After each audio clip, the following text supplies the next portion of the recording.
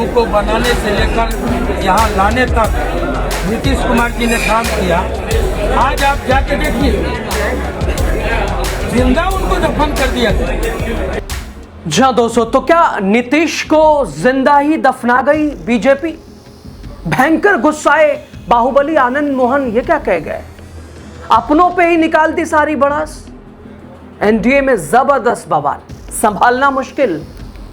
दोस्तों, बिहार की राजनीति में अब सिर्फ खींचतान नहीं चल रही है, अब तो खुलकर अपनों का अपमान हो रहा है। अब खुली बगावत की बू आने लगी है। जिस जेडीयू को खड़ा करने में नीतीश कुमार ने अपनी पूरी राजनीतिक ताकत झोंक दी, खून पसीना एक किया, आज उसी पार्टी के अंदर से आवाज उठ रही है कि नीतीश कुमार को जिंदा दफना दिया गया। दोस्तों, ये आरोप किसी विपक्ष ने नहीं लगाया है, ये हमला एनडीए के ही, नीतीश के ही बेहद ही खास चर्चित बाहुबली आनंद मोहन कह रहे हैं। सोचिए, जिस परिवार की पत्नी खुद जेडीयू से सांसद हो, उसका पति कह रहा है जेडीयू के ही अध्यक्ष के लिए, बिहार के पूर्व मुख्यमंत्री के लिए, कि जीते जीत नीतीश कुमार को दफना दिया गया। और इसके साथ ही साथ कि जेडीयू में चल क्या रहा है, कैसे चल रही है जेडीयू, पार्टी में थैली की राजनीति चल रही है। और यही नहीं दोस्तों, साथ ही साथ जेडीयू चल कैसे रही है। आनंद मोहन नीतीश कुमार पर तो हमला बोल ही रहे हैं, बता रहे हैं थैली की राजनीति जेडीयू में चल रही है, जेडीयू में टिकट बिक रहे हैं, मंत्री पद बिक रहा है, पैसों का खेल चल रहा है, और नीतीश कुमार सिर्फ नाम के नेता बनकर रह गए हैं।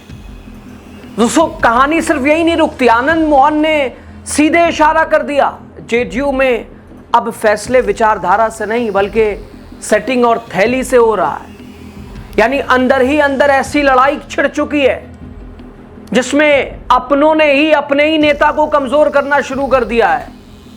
अब सवाल ये कि क्या ये सिर्फ नाराजगी है, बल्कि सवाल सिर्फ नाराजगी का भी नहीं है, सवाल यह है कि क्या बीजेपी धीरे धीरे जेडीयू को अंदर से कब्जाना बीजेपी ने शुरू कर दिया। और सबसे बड़ा सवाल, अगर सब कुछ ठीक है तो फिर आनंद मोहन जैसा नेता जिसकी पत्नी जेडीयू से ही सांसद है, वो इस तरह से उस पार्टी की क्यों धज्जियां उड़ा रहे हैं? क्या बेटे चेतन आनंद को मंत्री ना बनाए जाने का दर्द अब राजनीतिक विद्रोह बन चुका है, या फिर एनडीए के अंदर कुर्सी और कंट्रोल की ऐसी जंग शुरू हो चुकी है जिसमें जेडीयू सिर्फ नाम की पार्टी बन के रह गई है? और क्या जेडीयू अंदर से टूटने लगी है? बीजेपी खामोश है, जेडीयू सफाई दे रही है। दोस्तों, आपको बताते हैं कैसे आनंद मोहन के एक बयान ने जेडीयू की अंदरूनी लड़ाई को सड़क पे लाके खड़ा कर दिया है। क्यों जिंदा दफन वाली लाइन ने बिहार की राजनीति में सनसनी मचा दी है?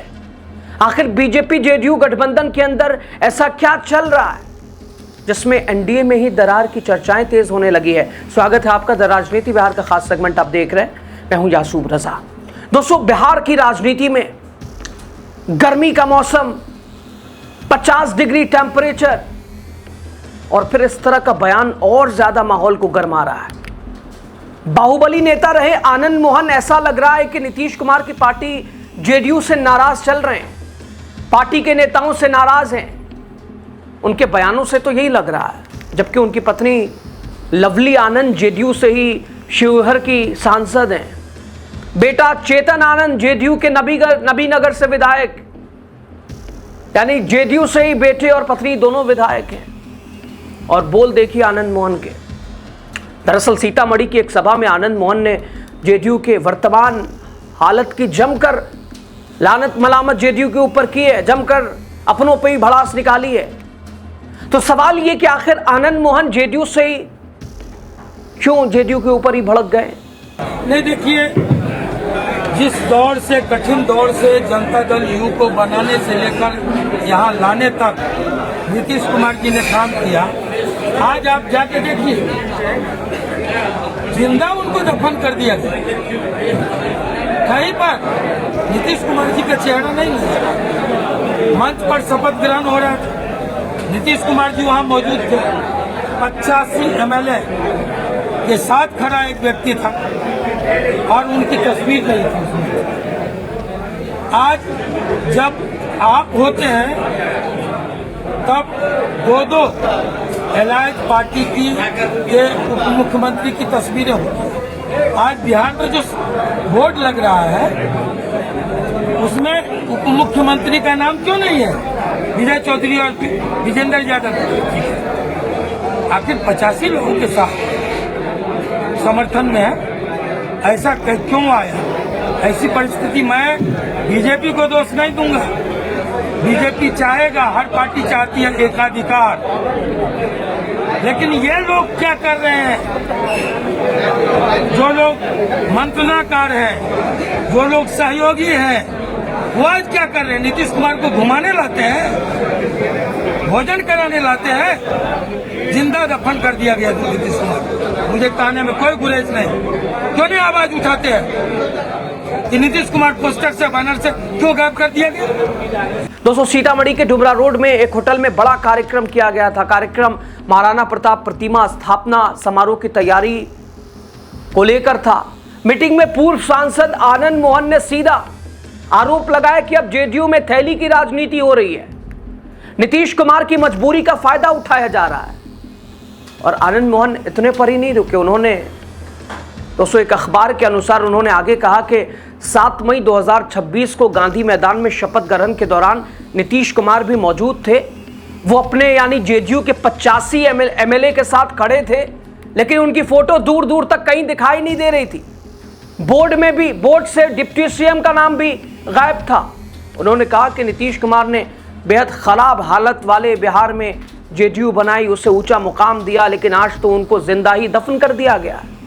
नीतीश कुमार का नाम और चेहरा सब गायब कर दिया गया है। झूठा लॉलीपॉप दिया जा रहा है कि सरकार इन्हीं के नेतृत्व में चल रही है।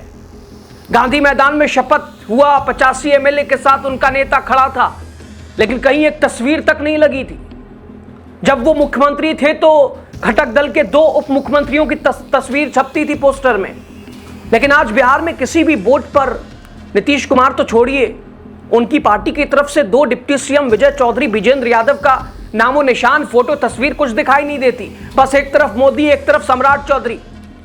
दोस्तों, इस दौरान चेतन आनंद को मंत्री न बनाए जाने के सवाल पर भी आनंद मोहन ने कहा कि एक एजेंडा सेट करने की कोशिश की जा रही है। आनंद मोहन बेटे को मंत्री न बनाए जाने से बौखलाए हैं और ये जो सवाल उठा रहे हैं, आरोप लगा रहे हैं, ये जो बौखलाहट है, ये जो अपनों पे भड़ास निकाल रहे हैं, वो वही है कि बेटे को मंत्री नहीं बनाया गया। लेकिन जिसने, आनंद मोहन कह रहे हैं, जिसने थैली पहुंचाई वही मंत्री बना। नीतीश कुमार की मजबूरी का फायदा उठाया गया। वो जब सक्रिय थे तो सीतामढ़ी का टिकट तक वापस करना पड़ गया था। चेतन ने तो सरकार तक बचाई। आनंद मोहन ने खुलकर कहा कि बेटा सरकार बचाएगा तो तुम सरकार नहीं चलाओगे, चेतन आनंद चलाएगा। वो वक्त नजदीक है, ऐसे लोग जेडीयू को नहीं बल्कि पूरी एनडीए को डुबो रहे हैं। भोजपुर बक्सर प्राधिकार एमएलसी चुनाव का नतीजा देख लीजिए। ये थैली का जवाब है, जेडीयू के खात्मे की शुरुआत है। इधर दोस्तों, आनंद मोहन के बयान पर जेडीयू के राष्ट्रीय महासचिव सह विधायक श्याम रजक ने प्रतिक्रिया दी है। उन्होंने कहा कि जेडीयू में कोई थैली की राजनीति नहीं चल रही है। आपकी पत्नी को लोकसभा का टिकट देने के लिए क्या थैली ली गई थी?